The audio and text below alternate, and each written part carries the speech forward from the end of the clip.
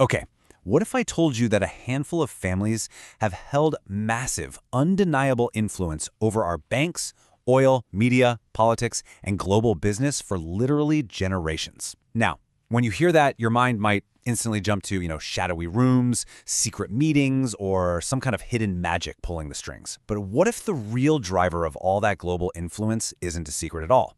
What if it's right out in the open, driven by one simple, highly quantifiable thing: money? Welcome to This Explainer. Today, we're undertaking an objective, entirely fact-based investigation into the billionaire dynasties that essentially helped build the modern world. We're going to strip away all those wild internet myths, look directly at the data, and understand exactly how monumental wealth shapes our reality. Because, let's face it, if you want to understand power today, you absolutely have to understand the architecture of wealth. Okay, let's dive into this. We've structured our investigation today into 5 clear parts. First, the myth of global control. Then we'll meet the historical titans, break down the mechanics of influence, uncover the truth behind the conspiracies, and finally, we'll look at the new tech elite. Starting right off with Section 1, the myth of global control. Let's tackle a foundational question. Exactly who are these incredibly influential families, and what kind of power do they actually wield over our daily lives?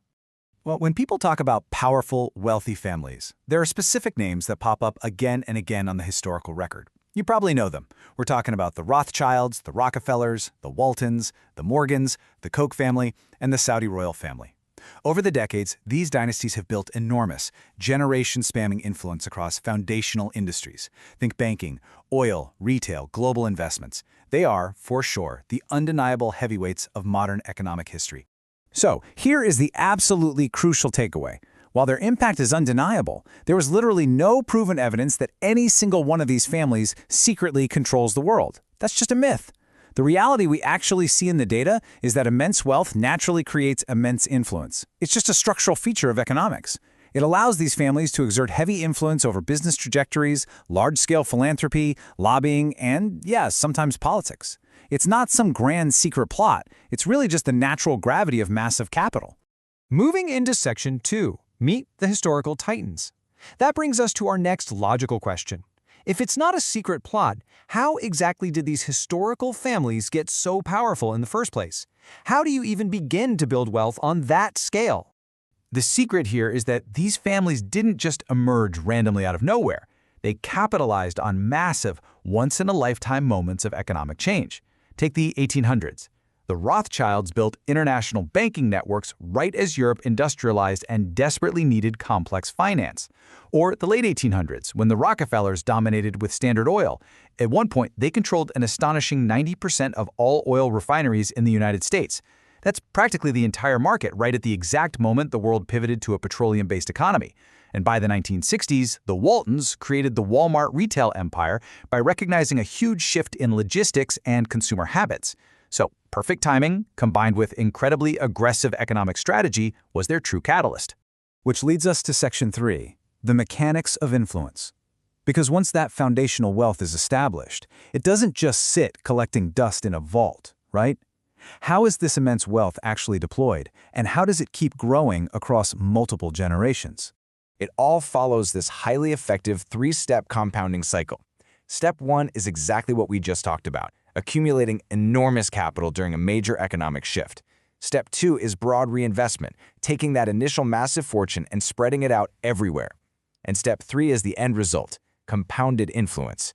Just like financial interest compounds in a savings account, power and influence compound over generations.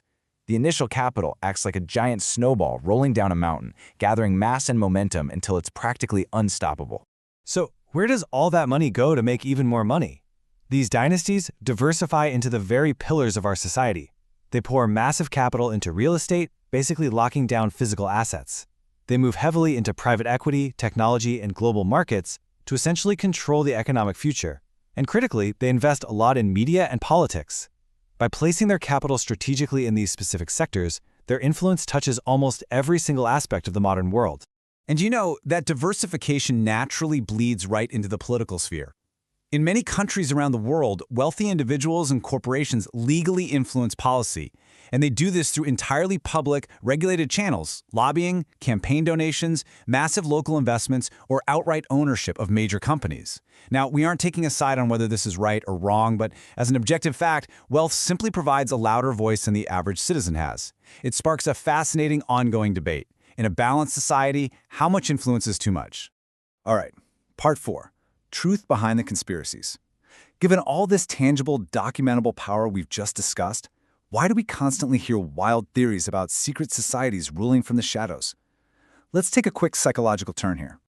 The core driver here is something we can call conspiracy coping. As human beings, our brains genuinely struggle to comprehend massive, abstract numbers.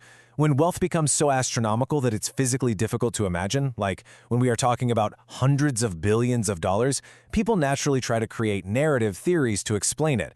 It's just a deeply human coping mechanism for navigating a very complex world. But unfortunately, this often leads to wildly exaggerated online claims and the rampant spread of misinformation. Let's contrast these two views clearly, side by side. The internet conspiracy wants you to believe a very simple story. One secret family sits at a dimly lit table and controls the entire world. But the economic reality is vastly more complicated and honestly a lot more fascinating. Global power is heavily decentralized. It's spread out in this chaotic, constantly shifting web across national governments, multinational corporations, massive financial institutions, and competing wealthy investors. The world isn't a single chessboard. It's more like millions of chess games all happening simultaneously. Finally, Section 5. The New Tech Elite. Because here is the ultimate plot twist in our explainer today. If you really want to know who holds the levers of power right now, looking at old historical dynasties is only going to give you half the picture. And this brilliantly illustrates the massive shift we're living through right now. Old influence was built on physical, heavy industries: oil, traditional banking, brick-and-mortar real estate. But modern influence? It's entirely digital and it is infinitely scalable. The new power brokers are tech founders dominating AI, cloud computing, and social media. These modern companies are shaping the daily lives, thoughts, and habits of billions of people in real time. The new elite don't wear top hats, they wear hoodies. The modern tech founder uses a completely different toolkit to build their empire. Their influence comes from a fragmented but incredibly potent mix. They control data, which is essentially the lifeblood of the modern economy. They control the underlying technology and media platforms that we all use to communicate. They have massive capital, but perhaps most importantly, they control attention. In the 21st century, the people who command human attention are the ones who truly shape the future.